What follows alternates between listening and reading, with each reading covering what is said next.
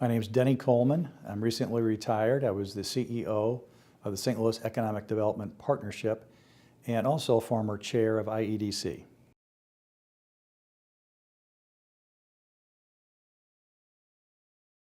Some of the things that we were working on was really across a very broad area of economic development.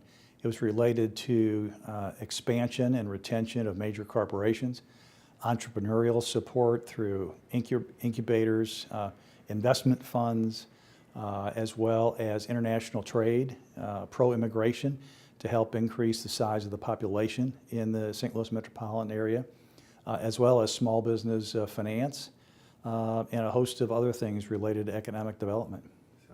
Economic development is important because it's at the root of quality of life. It's all about creating jobs and investment across a very broad spectrum and wealth creation for people of all stripes. And we need economic development because it really helps improve our communities, helps improve the life of our people, and that's why it's so very important.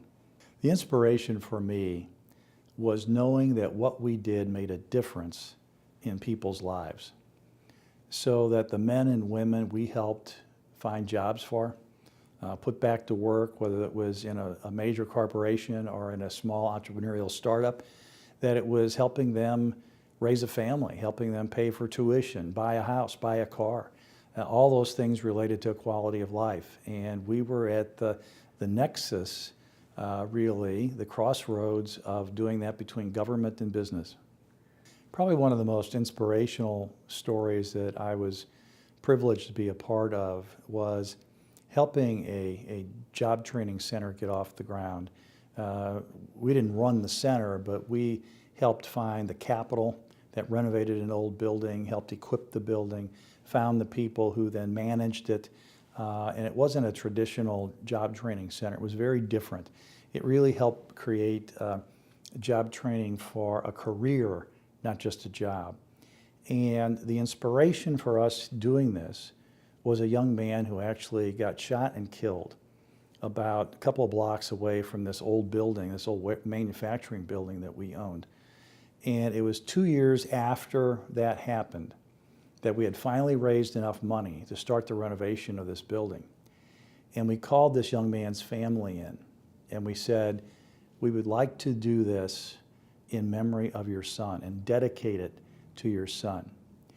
And to see the reaction of that family, because they said, you know, everybody said we're going to do something. We're going to do something for Maurice. This was unfair. He was a good kid. This should have never happened.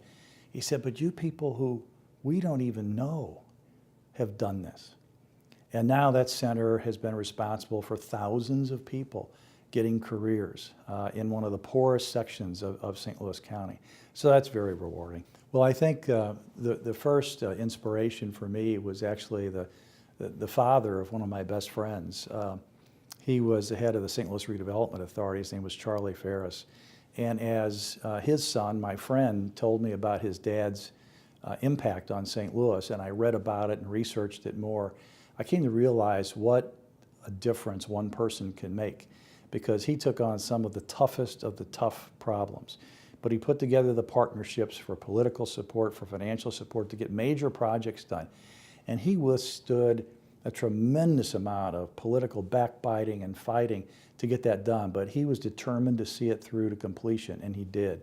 And so I think that was very inspirational to me. And then his son, my friend, really helped lead me on a path of getting involved in urban development as a graduate career. As far as paying it forward, I think that one of the things that I'm really pleased with that we were able to do in our organization was hire the best and brightest people we could, and to give them the opportunity to excel. We didn't tell them what to do on a day-to-day basis. We just hired people who had the intellectual capacity to do it. They had the desire as really strong public servants to come to work every day, incentivized to do a great job. And we kind of turned them loose. We figured that if we had the right human resources and financial resources to let them go, they would get the job done. And we tried to help energize those folks and make sure that they had the mentors around them, the skill set around them to help move their career forward, which also helped the results of the organization. Well, one of the main things they have is instantaneous access to information. That's something that we didn't have. Certainly when I first started out, you had research capabilities, you could look things up, but now you can find things in a heartbeat. And you also get feedback very quickly as well. So it's both an opportunity and a challenge in that regard, and that's something that is newer on the scene than certainly what I dealt with going up. Well, it's very important that economic developers feel an emotional tie and are passionate about what they do. If you don't have that passion, and that's true of any job, but particularly in economic development, you're typically not making the best money. You're typically not going to get the same strokes that people get from being a big corporate success. You're fighting with elected officials for over one thing or another on a regular basis. So if you don't have that internal passion to keep you going and that commitment to public service, it's not going to work out as well for your career. Conversely, if you have that, the economic development profession is a wonderful career, and it's something where you can go to work every day knowing you make a difference and making enough money to be good for you and your family.